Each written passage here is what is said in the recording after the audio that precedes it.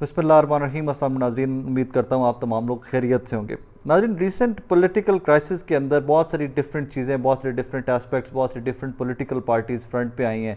उसमें नई political parties बनाई जा रही हैं। कुछ पुराने किंग मेकर्स जो हैं उनको एक बार फिर से उठाकर रीलॉन्च किया गया है। जहांगीर खान तरीन साहब वाली political party and all that.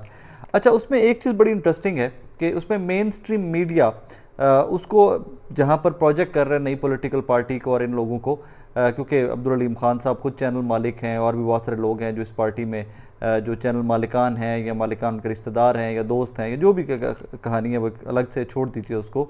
वहाँ पर डिजिटल मीडिया अपना काम बड़ी नेक निश्ती और ईमानदारी से करता आ रहा है। मैं काफ़ी दिनों से ऑब्ज़र्व कर रहा था कि ट्विटर के ऊपर, फेसबुक के ऊपर, यूट्यूब के ऊपर जो लोकल कम्युनिटीज़ और लोकल डिजिटल मीडिया के चैनल्स हैं, छोटे छोटे यूट्यूबर्स जो थे हमारे, उन्होंने बड़ी मेहनत से सर्वेज़ की हैं उन तमाम हलकों के अंदर कि जहाँ जहाँ के लोग छोड़कर और इस्तेहकाम पाकिस्तान पार्टी का हिस्सा बने। मसलन जिस तरह फवाद चौधरी साहब हैं, जिस तरह डॉक्टर मुराद रास हैं, इस तरह वो तमाम लोग, नुमान लंगड़ियाल साहब तो खैर पहले ही तरीन ग्रुप में थे, लेकिन इस तरह के तमाम लोगों के हलकों में लोग गए हैं और उन्होंने वहाँ जाकर सर्वेज़ किए हैं कि वोट किसका, और जो उनके जवाब मिले हैं वो बड़े इंटरेस्टिंग थे। एक ने तो कोई पोल था, उस पोल में था कि जनाब फवाद चौधरी साहब को वोट डालेंगे या तहरीक इंसाफ अगर खंबे को टिकट दे दे तो खंबे को वोट डालेंगे, तो लोगों ने कहा हुआ था हम खंबे को वोट डालेंगे।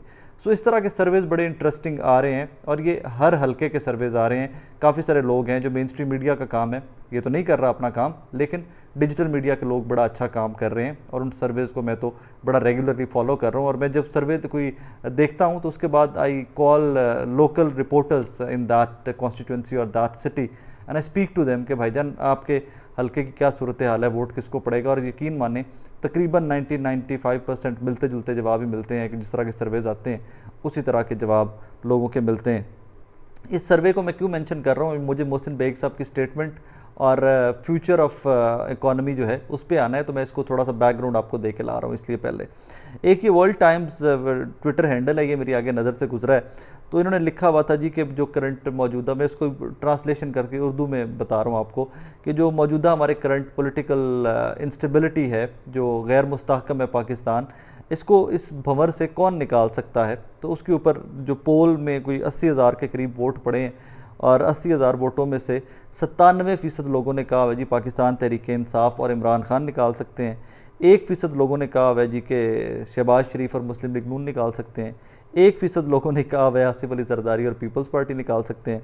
और 1% लोगों ने फजलुर रहमान साहब और JUIF के हक़ में वोट किया हुआ है। और ये पैटर्न आपको रूटीन में नज़र आएगा।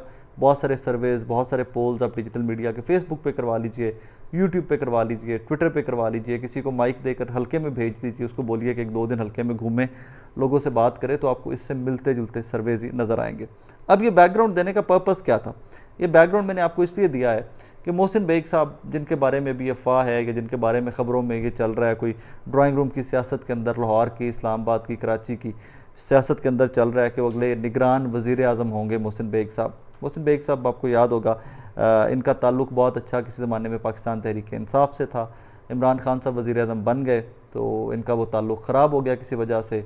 फिर इनके ऊपर केसेस भी इमरान खान साहब के दौरे इक़्तिदार के अंदर हुए और इन्होंने उनके जो इंट्रूडर थे, जिनके घर में आला हुकाम जो FIA के और जो पुलिस हुकाम आए, उनके ऊपर उन्होंने गन भी तानी, वो फ़ोटो बड़ी वायरल हुई।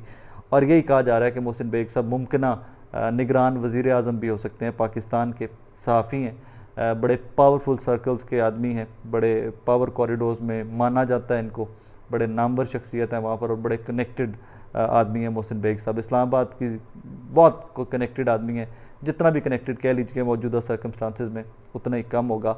मोहसिन बेग साहब का एक तज्ज़िया है, वो बड़ा अहमियत का हामिल है। I wanted to share that with you, इसीलिए मैंने आपको बैकग्राउंड दिया है सारा। मोहसिन बेग साहब कहते हैं कि जिस तरह ये जूतियाँ छोड़कर भागे हैं तमाम सियासतदान और IPP में गए हैं, इस्तेहकाम पाकिस्तान पार्टी में गए हैं, इन लोगों में से ज़्यादा लोग तो इलेक्शन लड़ेंगे ही नहीं, और अगर इलेक्शन लड़ेंगे तो ये बहुत बुरी तरह हार जाएंगे। मेरा ज़ाती ख्याल भी यही है कि इस्तेहकाम पाकिस्तान पार्टी के जो अगराज़ व मकासद के जिस पर्पस के लिए इसको बनाया गया था वो पर्पस हासिल नहीं हो सके। इसकी हाइप, जिस तरह वो यूँ चढ़ा ग्राफ और यूँ टक करके अगले दिन ही गिरा, और जो वहाँ पे विजुअल्स हमने देखे इस्तेहकाम पाकिस्तान पार्टी बनने वाले दिन, और उसके बाद जो इस पार्टी के साथ हो रहा है, जो इनके हलकों में जो लोग छोड़कर तहरीक-ए-इंसाफ को और आईपीपी में गए हैं, जो इन तमाम लोगों के साथ हलकों की सियासत में हो रहा है, उसके बाद मेरा ज़ाती ख्याल भी यही है कि इनमें से बहुत कम लोग हैं जो इलेक्शन लड़ने का रिस्क लेंगे या चांस लेंगे। मैं डॉक्टर मुराद राज, फवाद चौधरी, ये लोग तो मुझे नहीं लगता कि इलेक्शन लड़ेंगे। हाँ, डॉक्टर फिरदौस आशिक अवान साहिबा या जिनको कोई और टिकट नहीं मिला हुआ था तहरीक-ए-इंसाफ का पहले, वो लोग रिस्क ले सकते हैं। इसके बहुत सारे मल्टीपल एंगल्स हैं कि आईपीपी प्रोजेक्ट फेल्ड प्रोजेक्ट है क्या, कि इतनी जल्दी बनी है सियासी जमात, जिस तरह कहा कि 27 साल लगे और 20-22 मिनट में, इसहाक अकवानी साहब ने कहा कि तरीन साहब ने 20-22 मिनट में पार्टी बनवा ली। तो इसमें कुछ इंसाइडर इस तरह के भी हैं कि ये बेड़ा गर्क करवाने में जहांगीर खान तरीन साहब का इस मशवरे में और इनको फ्रंट फुट पे लाने में इसहाक अकवानी साहब का बड़ा हाथ है।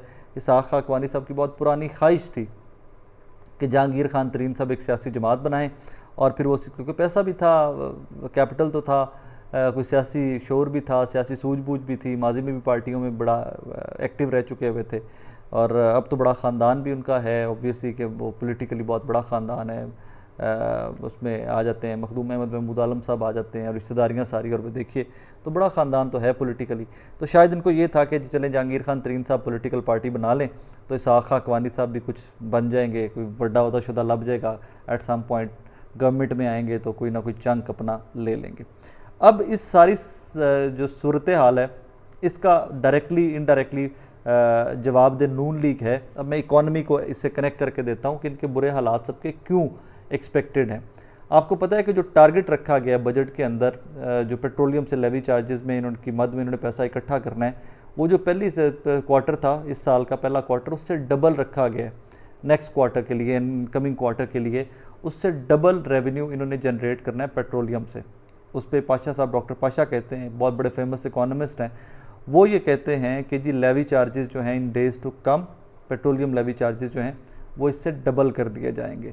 डबल कर दिए जाएंगे का मतलब ये है कि पेट्रोलियम मसनूआत सस्ती नहीं होने जा रही। पेट्रोलियम मसनूआत में डॉक्टर पाशा के मुताबिक 25 रुपये लीटर का लेवी चार्जेस में इजाफा होने जा रहा है और वो 25-30 रुपये ही आपको स्ट्रेट अवे आपके सर के ऊपर गिरेगा। अब पेट्रोलियम महंगी, पेट्रोलियम मसनूआत महंगी, तो हर चीज़ महंगी। अब ये तमाम सर्कमस्टांसेस को सर्वे से स्टार्ट हो जाइए, मोहसिन बेग की स्टेटमेंट पे आ जाइए, मोहसिन बेग की स्टेटमेंट से आगे निकलिए तो इकॉनमी पे आ जाइए, इकॉनमी पे आए तो जो मौजूदा बजट है, बजट में जिसमें लेवी चार्जेस जो पेट्रोलियम मसनूआत पे हैं उनका जो हदफ रखा गया है उसको प्रैक्टिकल इम्प्लीमेंट कर लीजिए कि आपका पेट्रोल डीजल महंगा कर दिया जाए, फसलों की बुवाई, आपके काम धंधे, आपका वर्क प्लेस पे आना जाना, खाने पीने की चीज़ें, हर चीज़ मज़ीद महंगी। तो उसके बाद इमेजिन कीजिए कि इस गवर्नमेंट के साथ इलेक्शन में अगर चले जाते हैं तो इनके साथ होने वाला क्या है। मुझे ये बताने की आपको ज़रूरत नहीं है। एक कंडीशन है सिर्फ जिसके ऊपर मैं बार बार कहता हूँ, वो एक कंडीशन ये है कि क्या मौजूदा सेटअप जिस तरह हाथ धो के इमरान खान साहब के ऊपर केसेस पे केसेस बनाए जा रहा है एवरी सिंगल डे, क्या ये इमरान खान साहब को इलेक्शन लीड करने देंगे, इलेक्शन कैंपेन लीड करने देंगे? अगर तो वो लीड करते हैं, if is a free man by that time, अगर वो आज़ाद है एट दैट टाइम, तो मैं आपको रिटर्न लिख के देने पे को तैयार हूँ कि इमरान खान साहब 25 साल 26 साल के किसी भी नौजवान को जो वहाँ पर रेडी लगाकर जूस बेचता है या गंडेरियाँ बेचता है ना, उसको भी इमरान खान टिकट दे दे तो वो ये बड़े बड़े साहबजादे, बड़े बड़े पीरो फ़कीर और बड़े बड़े इंडस्ट्रियलिस्ट हैं ना, जो इनको वो नौजवान गिरा कर दिखाएँगे। शर्त फिर वही है कि इमरान खान को इंडिपेंडेंटली फ्रीली इलेक्शन कैंपेन को लीड करने दिया जाए। तो मैं आपको लिख कर देने को तैयार हूँ कि किसी वहाँ पर जो किसी भी नौजवान को टिकट मिल गया जो इमरान खान के नज़रिए की बात करे और इमरान खान के साथ खड़ा रहा इस मुश्किल टाइम के अंदर, वो जीतेगा। ये आपके बड़े बड़े गद्दी नशीन, ये पीर, ये इंडस्ट्रियलिस्ट, ये बड़े बड़े ज़मींदार, जागीरदार, वडेरे सब गिरेंगे। लेकिन शर्त फिर वही है कि क्या इमरान खान को इलेक्शन लड़ने दिया जाएगा, क्योंकि जो इनके अपने हालात हैं, जो इनके अपने परफॉर्मेंस है, उस पर आकर तो लगता ही है कि ये कभी भी नहीं चाहेंगे कि इमरान